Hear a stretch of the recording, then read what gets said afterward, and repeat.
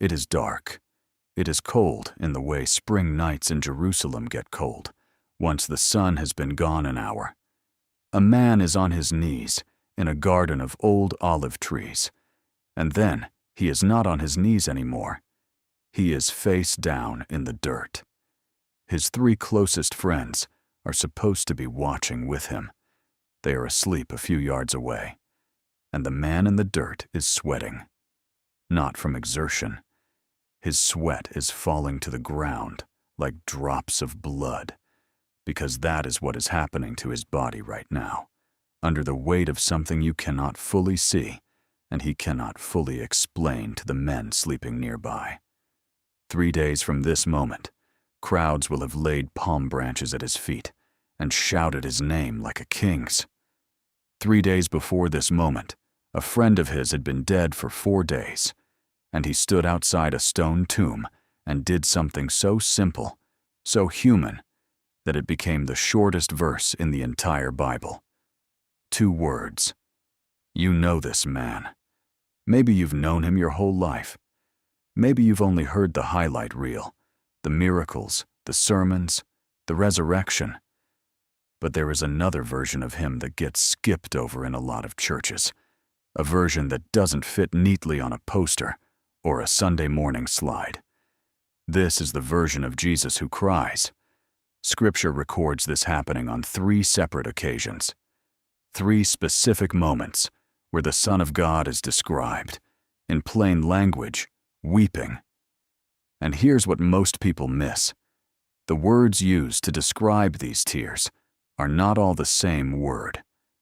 One of them, used only once about him in the entire New Testament, is so intense, so physical, that scholars still argue about how to translate it into English without losing what it actually meant to the people who first heard it. We'll get to that word. But not yet. This is not a story about a miracle. This is not a story about a sermon he gave. This is not a story about a crowd cheering his name. This is a story about tears, 3 sets of them, and what they tell you about a God who, according to an Old Testament prophet, writing 700 years before any of this happened, was already known as a man of sorrows. You are going to meet a friend who dies. You are going to meet a city that doesn't know it's about to fall. And you are going to end up in a garden, at night, with a man whose sweat looks like blood. Stay with me.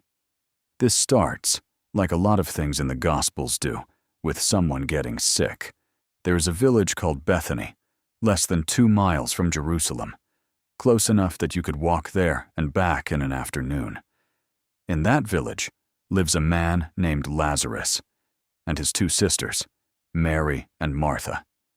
And out of everyone Jesus knew in his public ministry, out of every crowd he fed, every Pharisee he debated, every disciple who followed him, this house in Bethany is one of the very few places the Gospels describe him simply loving. Not teaching, not healing a stranger, loving. So when Lazarus gets sick, the sisters do the obvious thing. They send word to Jesus. They don't ask him to come. They don't beg. They just say, essentially, the one you love is sick. That's it. That's all it takes normally for Jesus to move. Except this time, he doesn't move. Not right away. He stays where he is 2 more days. And in those 2 days, Lazarus dies. Here's the part nobody tells you in Sunday school. Jesus knew this was going to happen. He tells his disciples plainly that Lazarus is dead before he ever arrives in Bethany. This isn't a rescue mission where Jesus is racing the clock and loses. This is something else entirely. And the sisters don't know that yet. All they know is that their brother is in a tomb, and the man who could have stopped it stayed away. By the time Jesus finally arrives, Lazarus has been dead 4 days. Long enough in that culture for there to be no doubt, no ambiguity, no hope of a coincidence. 4 days is final. Martha meets him first, out on the road, before he even reaches the house. And what she says to him is one of the most honest sentences in the whole Bible. Lord, if you had been here, my brother would not have died. Not an accusation exactly, but not far from one either. It's grief wearing the mask of faith, because in the very next breath she adds, but even now I know that whatever you ask from God, God will give you. She is angry and she is trusting, both at once, in the same 10 seconds. You know that feeling, the one where you're furious with someone and still reaching for their hand. Jesus tells her that her brother will rise again. Martha says yes, she knows, at the resurrection, on the last day. A safe, doctrinal answer, the kind you give when the real answer is too painful to sit with. Jesus doesn't correct her theology. He redirects her heart. I am the resurrection and the life, he tells her. Whoever believes in me, though he die, yet shall he live. It's a staggering claim, and Martha, to her credit, believes it enough to go get her sister. This is where it gets remarkable. Mary comes out to meet Jesus, and she falls at his feet, not standing like Martha did, but on the ground, collapsed. And she says the exact same sentence her sister said. Lord, if you had been here, my brother would not have died. Same words, completely different weight. Martha said it walking. Mary says it on her knees, with the mourners from the village trailing behind her, weeping loudly the way people did in that culture, without embarrassment, without holding back. And this is the moment the text turns. Jesus sees Mary weeping, and the Jews who came with her weeping, and something happens inside him. The Gospel says he is deeply moved in spirit and greatly troubled. That's not polite sorrow. That's not a diplomatic frown. Some scholars believe the original language carries an undertone of anger, a kind of holy outrage at what death does to the people he loves, at the wrongness of it, at everything sin and mortality have broken in this world he made. He asks where they've laid him. They say, Lord, come and see. And then, before he does anything else, before he calls out to the tomb, before he performs the miracle everyone remembers this story for, he does something nobody expects from a man who already knows he is about to raise Lazarus from the dead in the next few minutes. He cries. 2 words in the original language, 2 words in most English translations too. Jesus wept. The shortest verse in the entire Bible, and maybe the most overlooked. Because here's what should stop you in your tracks. Jesus knows how this story ends. He knows in about 5 minutes Lazarus is walking out of that tomb alive. He is not weeping from uncertainty. He is not weeping because he doesn't know if this is going to work. He weeps anyway. He weeps at the wreckage grief has made of the people he loves, even knowing the wreckage is about to be undone. Which means his tears were never about outcomes. They were about you, about the people standing in front of him, drowning in a loss he was seconds from reversing. He didn't need to grieve for information. He grieved out of love. And that changes everything about what your own grief is allowed to look like. So that's the first time. A friend's tomb, a village in mourning, and a God who cries before he performs a miracle he already knows is coming. But that's only one of 3. If you're finding this video meaningful so far, this is a good moment to hit subscribe, because we are about to leave a quiet village and walk into a crowd of thousands. A crowd cheering, waving branches, shouting his name like a king finally come home. And in the middle of all that celebration, Jesus is going to weep again.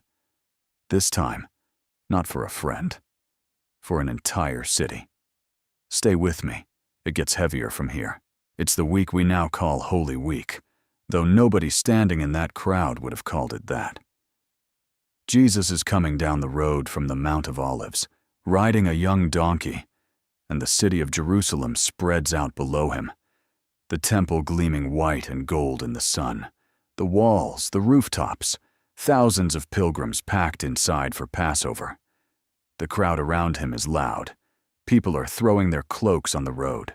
People are cutting palm branches and waving them like flags. People are shouting the word, Hosanna, which literally means save now, because they believe in this moment that they are watching their rescue arrive. A king, finally, to throw off Rome. A king to fix everything. And as the road curves and the whole city comes into full view, Jesus stops. He looks at Jerusalem, and he weeps. Not a quiet tear like the one at Lazarus' tomb. Luke uses a different word here, the same intense physical word used for Mary and the mourners back in Bethany. This is audible grief. Weeping you can hear from a few feet away, in the middle of a parade built entirely around celebrating him. Here's what most people miss about this moment. The crowd around Jesus has no idea what's actually happening. They think they're witnessing a coronation. They are actually witnessing a funeral for the very city they're standing in. Jesus says it out loud. Would that you, even you, had known on this day the things that make for peace, but now they are hidden from your eyes. And then he tells them exactly what's coming. Enemies will surround the city. They will tear it down, stone by stone, and not leave one stone on another. Because, and this is the line that should stop you, you did not know the time of your visitation. The very people cheering his arrival do not recognize what has just arrived. Now, hold that thought, because roughly 40 years later, something happens that confirms every word of what Jesus said on that road. In the year 70, Roman legions under the future Emperor Titus lay siege to Jerusalem. The Jewish historian Josephus, who was alive during the war and later wrote extensively about it, describes the devastation firsthand.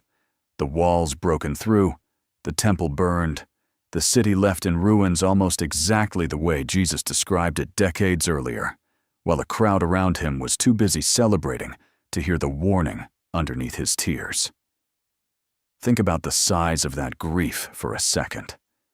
At Lazarus' tomb, Jesus wept for one family, one household, one specific loss. He was about to personally undo within minutes. On the road into Jerusalem, he weeps for a city he is not going to rescue from what's coming. At least, not in the way they wanted, not on the timeline they wanted. The stakes have grown. This isn't one grave anymore. This is a whole nation walking toward a collision it refuses to see, and the only person who can see it clearly is the one man weeping quietly in the middle of a parade thrown in his own honor. You've probably had a version of this, not on Jerusalem's scale, obviously, but you've watched someone you love walk straight toward something you could see coming, and they couldn't. You've tried to warn them. You've been ignored, or worse, celebrated right up until the moment everything fell apart. That ache, that specific, helpless ache of loving someone who can't yet see what you see, that is the closest human emotion to what's happening on that road into Jerusalem.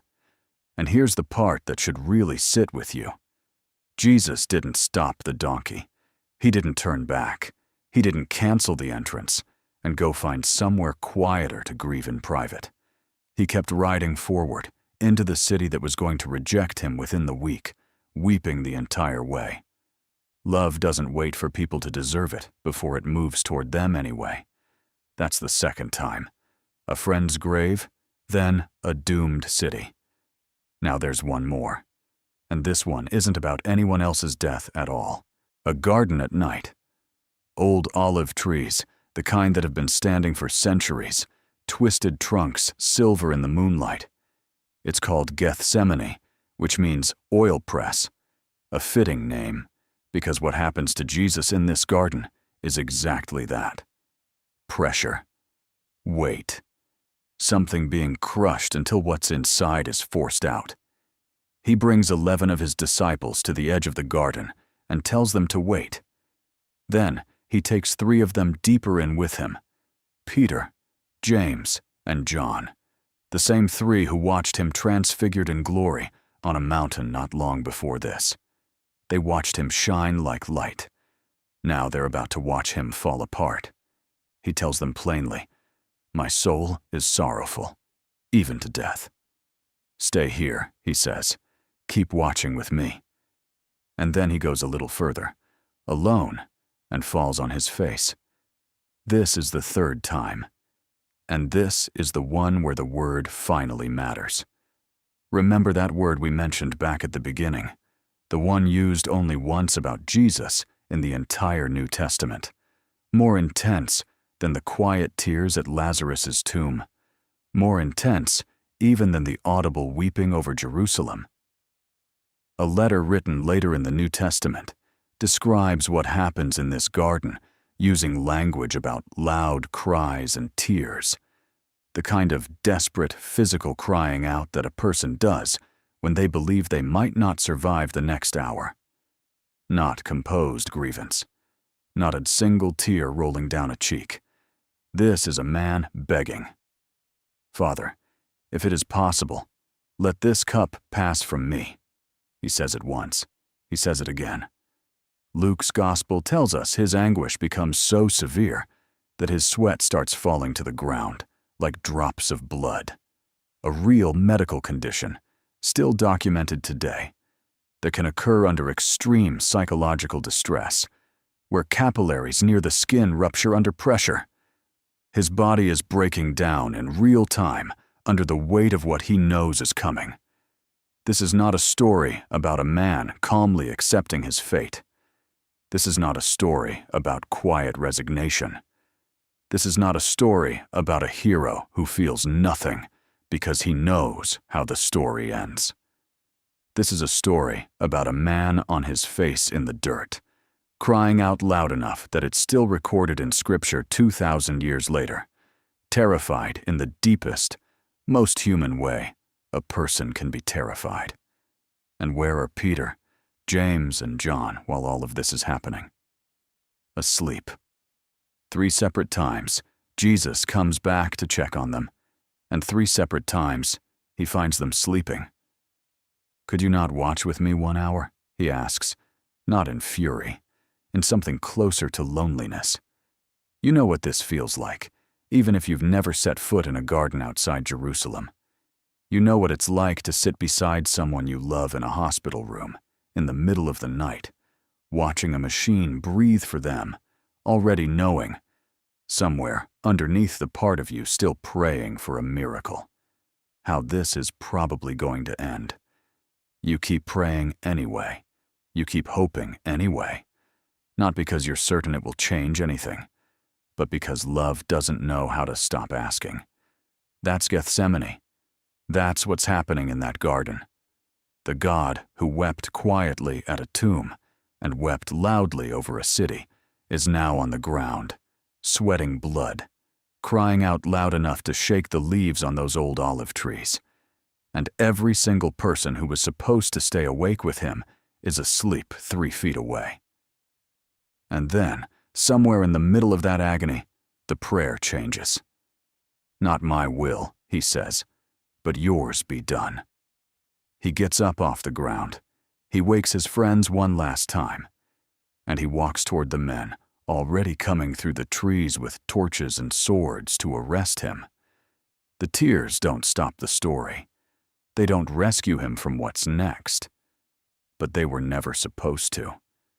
They were proof that when it said the Word became flesh, it meant it all the way down, all the way into blood, sweat, and loud cries, and a God who was, in the words of the prophet Isaiah written 7 centuries earlier, a man of sorrows, acquainted with grievance, 3 times.